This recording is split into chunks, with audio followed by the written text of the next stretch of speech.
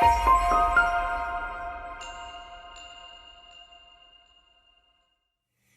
everyone, this is Jane with Barlow Herbal, and in this video I'm going to talk about a much loved, very popular herb, not just for gardeners, but for people who love to have medicinal plants in their yard, and that is the amazing lemon balm. This is a common plant in the mint family, also known as Melissa officinalis.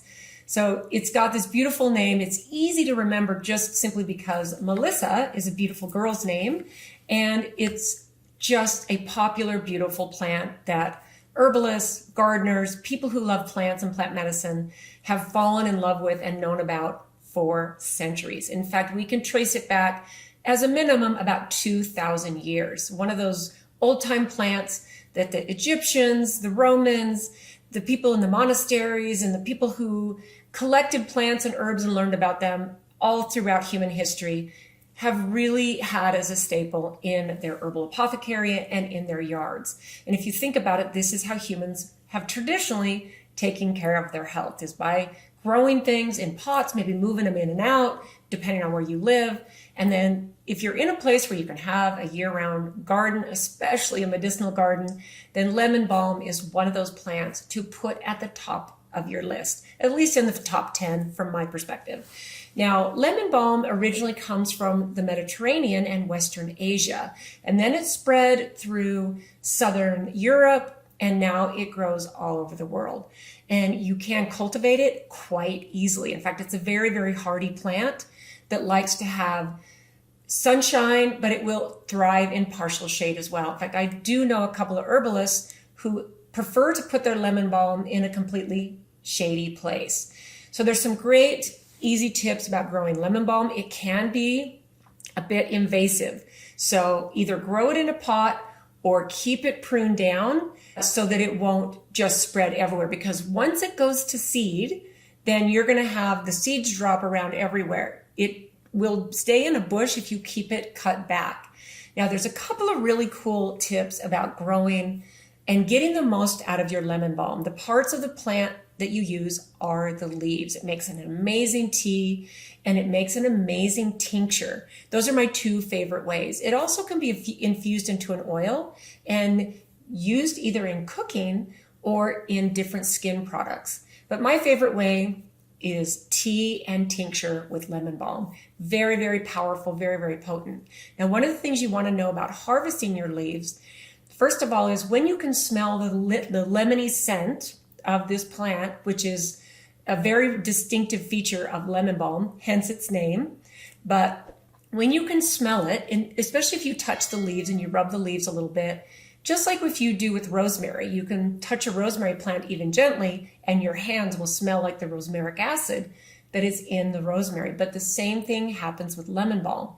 Now, once lemon balm gets exposed to a lot of heat, like I have a lemon balm plant in my yard, and once we have these hot summers, which we get 100-degree days on a regular basis here in Utah, then the concentration of the oils in the leaves that make the medicinal properties so powerful tend to go down substantially. So anywhere from like May, June, maybe the first part of July, from my experience with this plant, is the best time to use the leaves fresh, to either tincture them or use them in a tea, or to pick them and dry them so that you can use them all season. So once they get exposed to a whole lot of heat, which is a really good reason to put them in the shade, right? Then you're going to still get some benefits. You can still enjoy it as a tea. You can even make it as a tincture.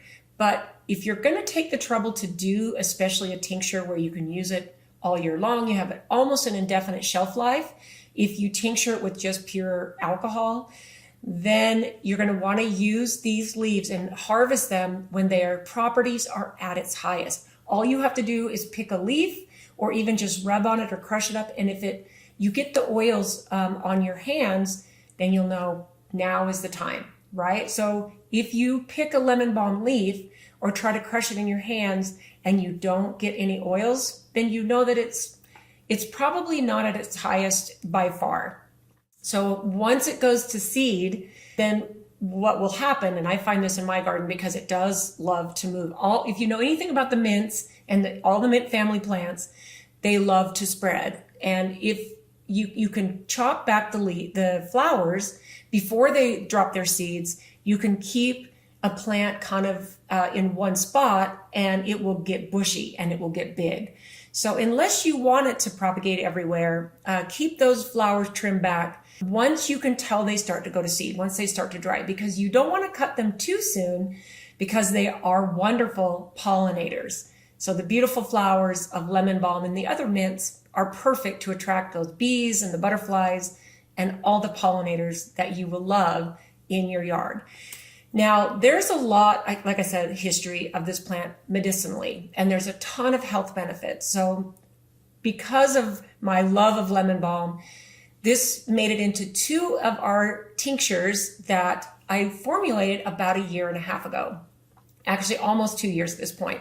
So what I decided to do with this is, everyone knows if you know about Barlow Herbal and you know all the stuff we love, we're really well known during cold and flu season, especially for our Lomatium and our Lomatium products.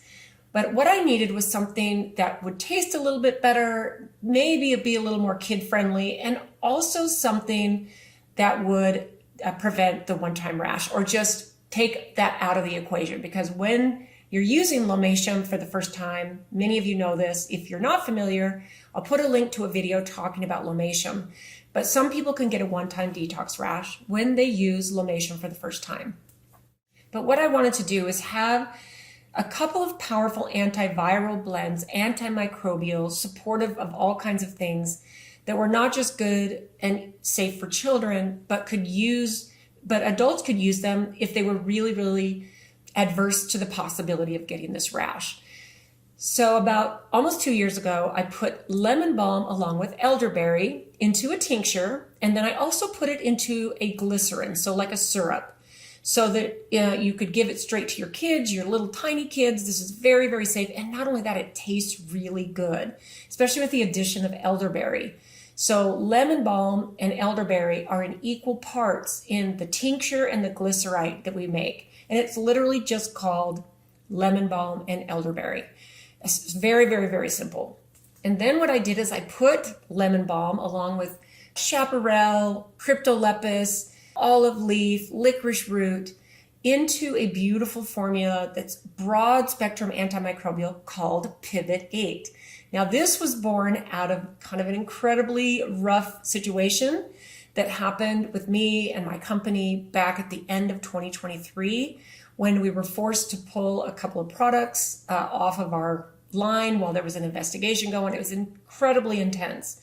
So what we had to do while we were waiting for the machine that happens with the government is I formulated Pivot 8 to bring, so this was literally a pivot into something I could provide for my family, my customers, while we were waiting for this kind of intense situation to happen. So this was born out of a tough situation, but this has become a very much loved formula in a very short period of time. And it does contain lemon balm along with 7 other herbs. So there's 8 herbs in our Pivot 8. Check it out.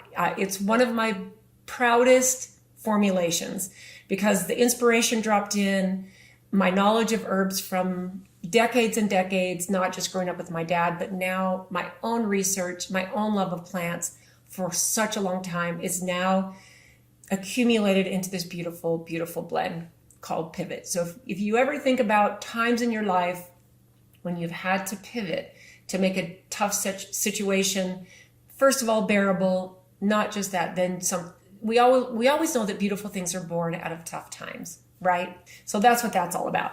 Now, there's some beautiful health benefits, like I said, that have been really well known about lemon balm. So I'm going to share these with you pretty quickly because if you love lemon balm, then you're going to love it even more if these are some things that you weren't aware of. So it's really well known for helping to calm and to relax you. And this is something that many, many royals that had their herbalists and their people with apothecaries that would take care of them. This is something that is traditionally used, especially in tea form, because it is just so well known for bringing calmness and clarity, because it also has cognitive benefits. It's so good for your cognitive health. It's also a good digestive aid. This is one of the reasons that I've loved it, because I've kind of, throughout my whole adult life, had to really pay attention to the food that I eat, the things that I drink, because I've had kind of some digestive stuff. I'm just sensitive. So right from where digestion starts, all the way down through your stomach, your intestines, and your elimination, lemon balm is so soothing and so supportive for our digestive health. So that alone, if you're like me and you have a sensitive digestive system, in a way it's been a blessing, because I can't drink soda, I can't eat fast food, I can't eat junk food, and I don't want to anyway, but that's been a real deterrent for me. Is like, I know that even one dip into that on, say, a cheat day, if you're a person who says, okay, I have no problem with cheat days, I think they're fantastic. But for me, I'm just so sensitive, it's like, I can't do that. And I think that that's been a gift and a little bit of a curse, because I just have to pay such close attention to making sure my digestive system functions properly. And like I said, I think in a way it's been a bit of a gift. So it's also got powerful antiviral properties. And its biggest studies in modern medicine have been for herpes simplex, believe it or not, right? Which I love, that the blend of natural, traditional, ancient wisdom of plants, and then the modern medicine and modern times in science seems to be trying their best to catch up. So I love that. And also it has really amazing antioxidant and anti-inflammatory properties, which anything we know that is disease oriented, our body can push out inflammation to protect us and to say, look, there's a problem here, we need to address this. So it's one of those things that's got such a broad range of benefits. It's kind of hard not to say, okay, well, why should I not do this? Now, there is something really interesting that I learned about lemon balm, and a little bit of a bad rap that it has gotten in some of the studies that they've been doing in modern times. They do with animal studies. And first of all, I do not agree with testing herbs on animals. I think that there's a certain cruelty part of it. Especially if they do it in high enough dose to overdose. So if that makes sense, if you're doing something that is not going to hurt the animal, then that's a whole different story. But I also think that some of these herbs with the rich history, and you can go back and find them with our access to information, you really have to think about how quickly we can look up old medical texts, old herbal apothecaries, all the things that have been archived and written down. You do a little bit of research and you want to move that into modern medicine research, you can easily discover that something like lemon balm is not only safe for the majority of humans, but even little kids, even little tiny kids. So there is a study they did on rats. I can't remember exactly what year it was, but the rats had issues with their thyroids because of the high dose of lemon balm that they were being given. And I think it's very difficult to equate an animal study or trial to what would happen in human beings. So that's just my own personal opinion. And I also think that there are always going to be human beings that are going to be sensitive to almost everything on this planet, including lemon balm. So this is not just every a broad statement. Everybody could benefit from lemon balm. There's going to be those people that might not be right for you.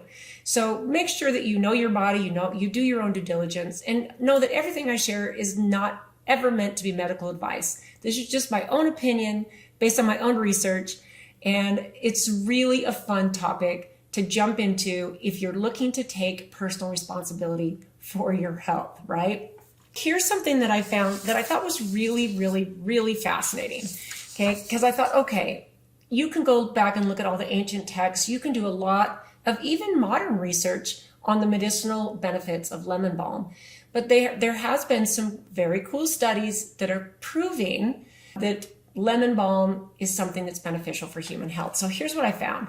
There was a 2024, so think about how recent, last year, where they did 5 randomized controlled trials. They had 302 participants, and that they found that taking lemon balm lowered total cholesterol. The study affirmed its safety, but noted that they figured that the size was too limited to make any conclusive assumptions. So, but they show that in the study that it lowered, and not just, it lowered the bad cholesterol. Okay. Now this one is recent. This is one from 2025. This is from Biomed Central. They did a highlighted lemon balm study, and what they really focused on was not just the supplement, the tea and the tincture, but the aromatherapy of the oils in lemon balm. Now, if you were to buy lemon balm essential oil, you'll find that it's one of the more expensive oils because it is very difficult to extract the essential oils out of the lemon balm leaves. Okay. So this study highlighted how beneficial it was for anxiety, depression, sleep, mood, and cognition.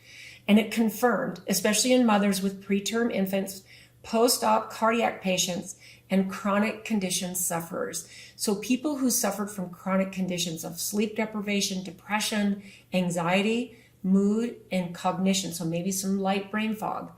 It showed that it's improved in all of these patients. And this is a study done by Biomed just this year, 2025.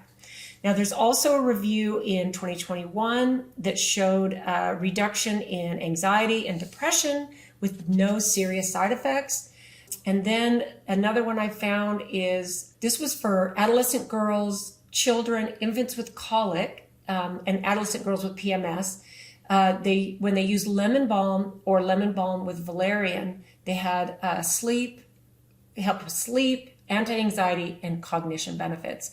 And then I actually found about 6 more, but I'm not going to go over those because I think that's probably, to me, that feels proof there.